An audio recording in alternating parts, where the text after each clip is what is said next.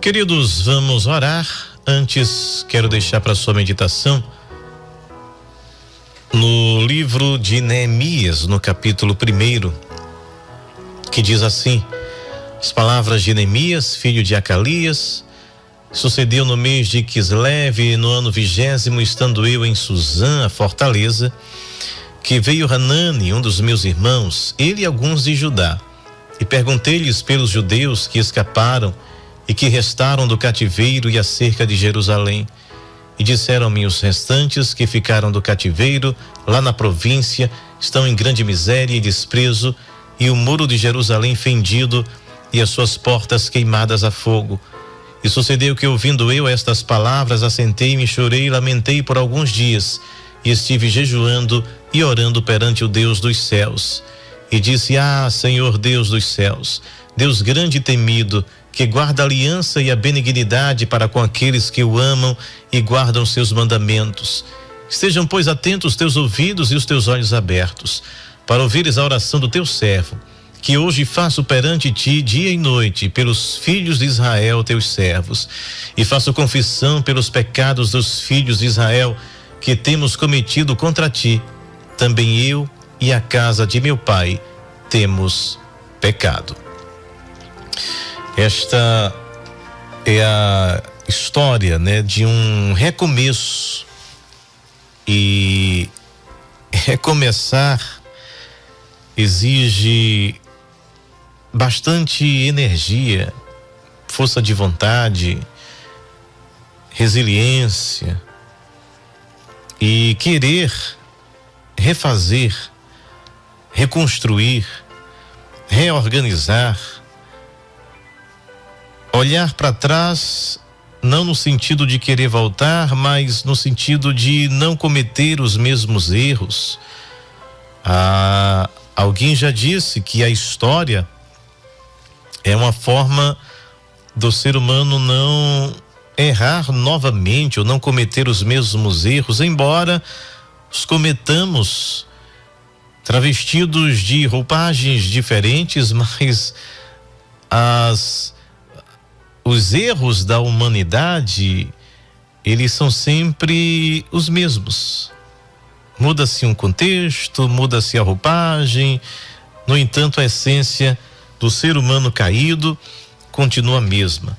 E olhar para trás significa, neste sentido, entendermos em que falhamos, no que erramos, no que nos precipitamos, nas palavras que dissemos fora do seu tempo, aquelas que não deveríamos ter falado. A Bíblia diz que, como maçãs de ouro em salvas de prata, assim a palavra dita ao seu tempo. E a gente começa a fazer esta análise de olharmos para trás e analisarmos onde caímos, onde erramos, onde cometemos os erros que muitas vezes se comete sem saber que cometeu, pelo afastamento de Deus, pela frieza espiritual, vem desencadeando uma falta de sensibilidade em nós, de forma que cometemos erros sem ter mais aquela sensibilidade, como a igreja de Laodiceia, que já havia deixado Jesus do lado de fora, mas estava o tempo todo dizendo glória a Deus, porque Jesus está no nosso meio, somos ricos, estamos enriquecidos, e Jesus dizendo: eis que estou à porta e bato. A igreja de Éfeso, que já havia caído há muito tempo, Jesus chega e diz: lembra-te, pois, de onde caíste. Vocês se tornaram secos, enquanto Laodiceia se torna morna, Éfeso estão secos, perderam a sensibilidade, caíram e continuaram se arrastando sem saber que estavam no chão, perderam o primeiro amor. E Jesus diz: voltem. E voltar significa analisar, saber exatamente o ponto onde se errou. E esse processo, como eu disse, iniciei falando nesta simples e singela reflexão, exige de nós esforço, exige de nós humildade, exige de nós uma consciência de que recomeçar não é um fracasso, de que recomeçar não é motivo da gente se envergonhar, não.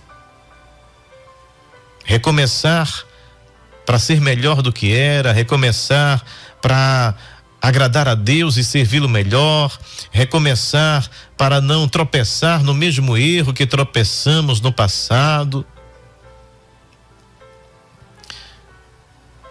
No texto em que lemos de Neemias, Jerusalém vive agora o processo de retorno do cativeiro e necessitava urgentemente de uma reconstrução.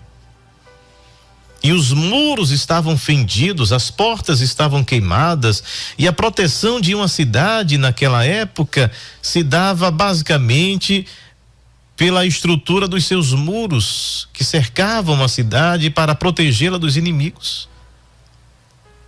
Toda a cidade praticamente era cercada por seus muros, e a Bíblia vai falar de muitas delas, de Jericó, da própria Babilônia, Jerusalém, né, Gaza, enfim, a Bíblia nos traz muitos, riquíssima em cidades daquela época em que eram cercadas por muros e por portas.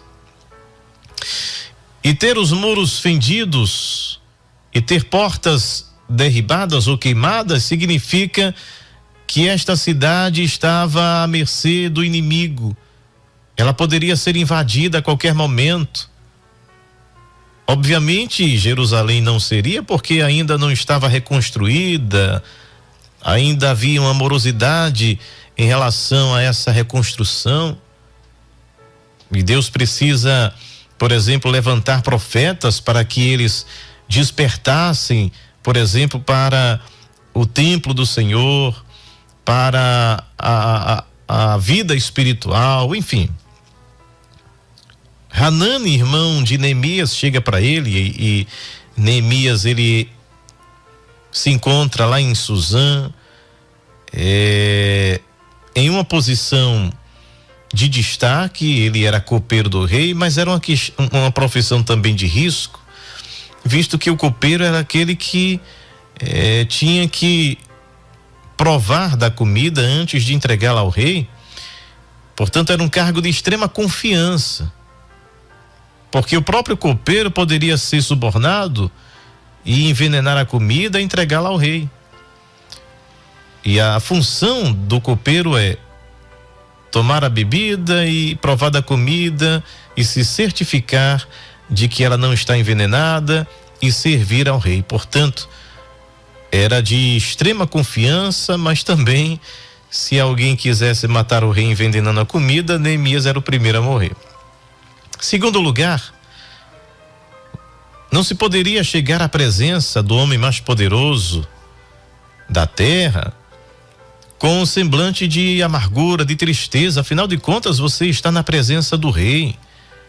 E era um outro risco que Neemias estava passando.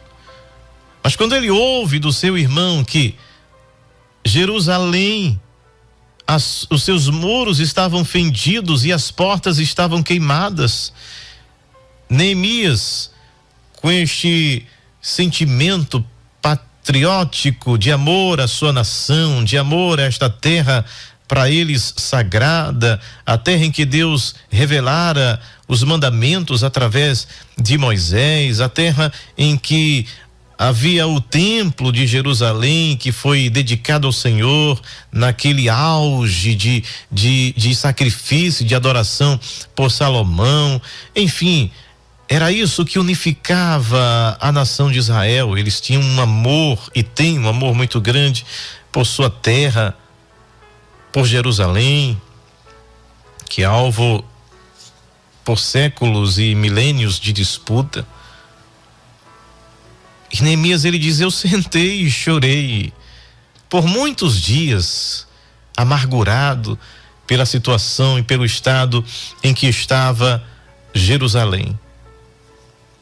E o texto continua, você não dá tempo da gente colocar em minúcias, mas você vai lendo aí desde o primeiro. Neemias é um livro pequeno, eu acho que tem 12, 13 capítulos, 13 capítulos.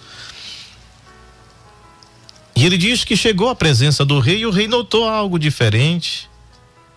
E ele faz aquela oração rápida: Senhor, tem misericórdia, eu não posso ficar triste diante do rei.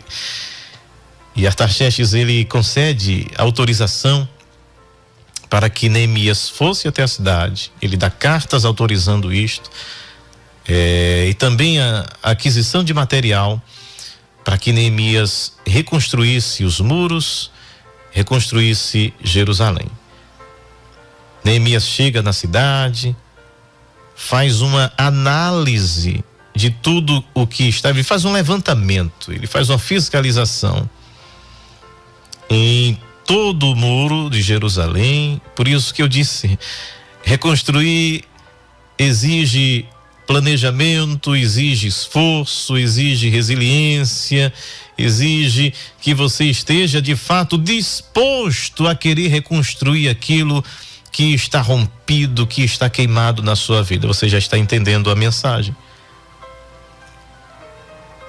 Portanto, Neemias ele faz este levantamento de tudo que tinha acontecido, faz um levantamento de todo o material que precisava ser empregado, convoca as pessoas para que esta obra fosse feita e começam a obra de reconstrução. Até aí tudo muito bem, glória a Deus, louvado seja o nome do Senhor. Mas o processo de reconstrução, ele também vai exigir uma paciência, um coração que está totalmente direcionado e focado apenas à reconstrução, e não perder tempo com aqueles que se levantam contra este recomeço. E dois personagens principais, Tobias e Sanbalate, que se levantam agora contra aquela obra, contra aquele empreendimento, contra aquela reconstrução, e tentam de todas as formas parar aquela obra. Eles estão com ódio porque eles dizem: será que esses fracos judeus irão reconstruir essa cidade? Eles tentam até fazer com que o próprio governo se levantasse contra Neemias e o povo, dizendo: eles vão se levantar contra vocês. Vocês não estão vendo isso, não? E começa a dizer que não vai dar certo, dizer que se uma raposa subir neste muro, o muro vai cair. Marcam encontros e ciladas para tirar a vida de Neemias. E a resposta de Neemias é maravilhosa. Ele diz: olha, eu estou fazendo uma grande obra, de modo que eu não posso parar. E 52 dias eles, de uma forma espetacular e claro, com a graça de Deus, eles reconstruíram, eles terminaram aquela obra. Agora foram 52 dias de angústia, 52 dias com o instrumento de pedreiro na mão e a espada na outra, dizendo: estou aqui na minha. Mas se o inimigo vier, vai encontrar resistência. E é assim que tem que ser. Nós temos a arma, claro, nossas armas não são materiais, elas são, Paulo diz, espirituais. A nossa luta não é contra carne e sangue. Neemias entendeu isso. Mas sim contra os principados, as potestades, nos lugares celestiais. E aí eu trago essa história para nossa vida, para você que precisa de uma reconstrução na sua vida espiritual, para você que precisa de uma reconstrução no seu casamento, para você que precisa de uma reconstrução emocional. O processo do recomeço é difícil. Exige de você essa disposição para querer mudar, para querer refazer a sua vida, refazer a sua história. Em primeiro lugar, a gente aprende com Neemias este reconhecimento, este levantamento do que está errado. Um dos problemas nossos é que muitas vezes a gente não reconhece o nosso próprio erro. E desde o princípio é assim. Parece que faz parte do ser humano. E não estou dizendo que isso é certo.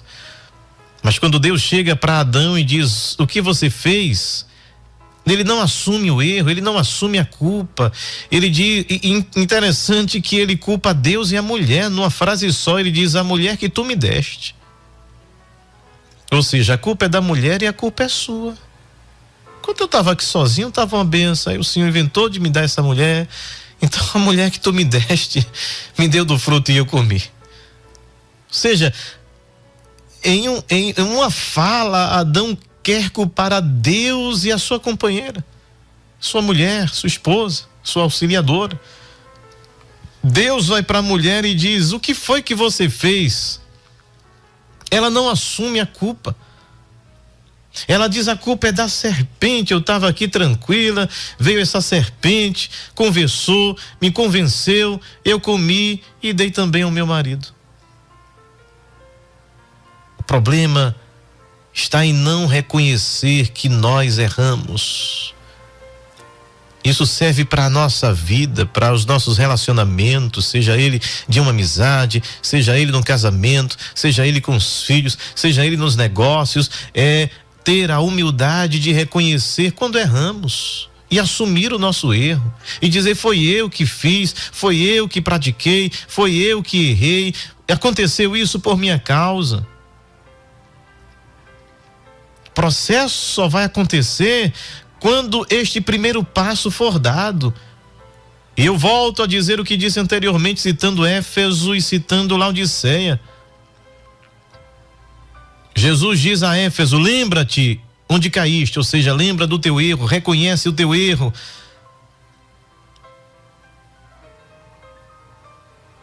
A Laodiceia, a ideia é a mesma. Vocês me expulsaram de dentro. Eu estou na porta do lado de fora, ou seja, reconheçam este erro. Reconheçam que vocês precisam de mim. Então, se não for dado este passo de reconhecer, se não ter, como a gente diz aqui no Nordeste, dar o braço a torcer, enquanto imperar o orgulho, a arrogância, a prepotência, esta reconstrução jamais acontecerá.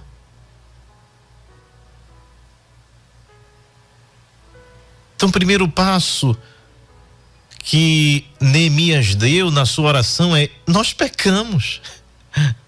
Tudo isso está acontecendo é consequência dos nossos pecados. A nação pecou e a minha casa também, e eu também. Ele está dizendo para Deus: a culpa é minha. De Jerusalém ter seus muros fendidos, ter suas portas queimadas, estarmos vivendo nesta desgraça, nesta falta de graça, de ter sido levado cativos, e agora estarmos retomando a vida aqui. Isso é consequência dos nossos erros, Senhor. Perdoa os nossos pecados. Eu estou reconhecendo que tudo isso é consequência dos meus erros. De que se queixa o homem vivente sobre a terra, queixa-se dos seus próprios pecados. Segundo lugar, a gente aprende com Neemias. Primeiro, reconhecer o meu erro, ter a humildade de reconhecer. Segundo, fazer um levantamento de tudo que desmoronou. Às vezes eu preciso fazer isso sozinho e às vezes eu preciso fazer isso acompanhado. E com humildade, sem colocar o dedo em riste, na cara de ninguém, dizendo: tá vendo, eu avisei, eu disse. Não. Apenas vai observando os muros e vendo onde poderia ter melhorado, onde poderia ter reforçado, onde poderia ter tapado uma brecha, que alguém disse assim: não é nada demais não. Isso acontece com todo muro. Mas ali pode se abrir uma fenda maior, uma rachadura e uma porta para o inimigo. Onde passava a raposinha, daqui a pouco pode passar todas as raposas. Em terceiro lugar, primeiro, reconhecer o meu erro. Segundo, fazer este percurso de análise. Em terceiro lugar, agora eu vou levantar o material para a reconstrução. O que é que eu preciso fazer? Qual o passo que eu devo dar depois de ter a humildade de reconhecer meu erro, depois de analisar todo o processo, todos os erros deste percurso? Agora eu preciso dar um passo para a reconstrução. Qual é o material que eu devo usar? Às vezes é um perdão, às vezes é só um abraço, às vezes é só estender a mão. Sei, você sabe, você já está fazendo esta análise aí, eu creio em nome de Jesus, porque a palavra de Deus não volta vazia. E vai levantando esses materiais: perdão, amor, misericórdia, socorro, humildade, verdade. O que eu preciso fazer para reconstruir os muros da minha vida, do meu casamento, do meu relacionamento com os meus filhos? O que é que eu preciso fazer para reconstruir? E quando você faz este levantamento desse material, aí você vai para a obra. Agora é colocar em prática. Se era perdão, perdoe. Se era falta de abraço, abrace. Se era falta de reconhecer que foi você que errou, reconheça. Vá agora para a prática, vá para o campo. E comece a reconstrução em nome de Jesus. Aí vai se levantar inimigos. Vai chegar alguém e vai dizer: não começa mais não vai dar certo. E aí você tem que ter esse equilíbrio de dizer: estou fazendo uma grande obra, Tobias e Sanbalate, vocês não vão me tirar daqui. E se vierem, estou preparado, porque Neemias estava lá com a colher de pedreiro na mão e com a espada na outra, com a espada na cintura. E esta batalha, digo e repito, não é contra a carne, tá? Vai querer brigar com ninguém. A briga do crente é de joelho, é em secreto, no teu quarto. E o Pai Celestial que está em secreto vai ouvir e pela sua misericórdia ele vai responder. E Neemias tem um objetivo, tem um alvo, nada tira ele do seu foco. Cuidado, muitas coisas vão aparecer para tirar do foco, para você não reconstruir a tua vida sentimental, para você não reconstruir as tuas emoções, para você não reconstruir o teu casamento. Muitas coisas vão aparecer, muitas ofertas, muitas outras coisas.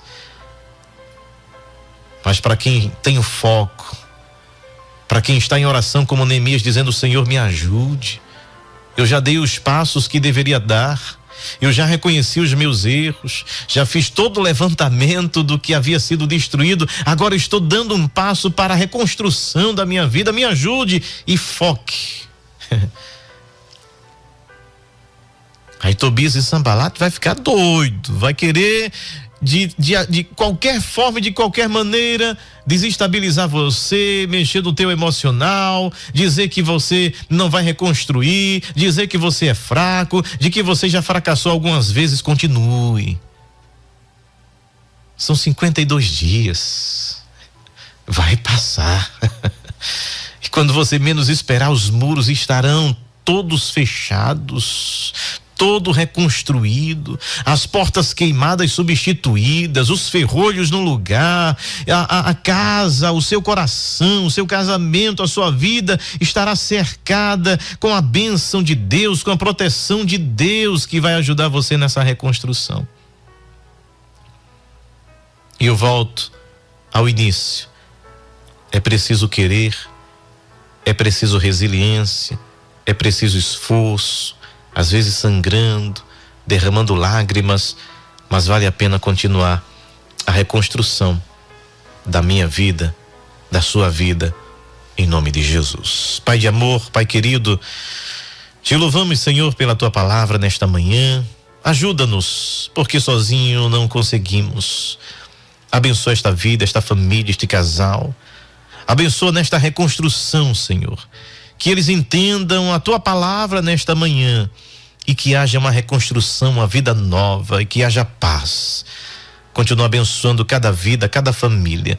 Continua abençoando, Pai, a nossa nação, continua abençoando os nossos governantes, continua abençoando a tua igreja, continua abençoando o teu servo, nosso pastor presidente, pastor Ailton José Alves e todo o santo ministério. É o que nós pedimos e já te agradecemos em nome de Jesus. Amém.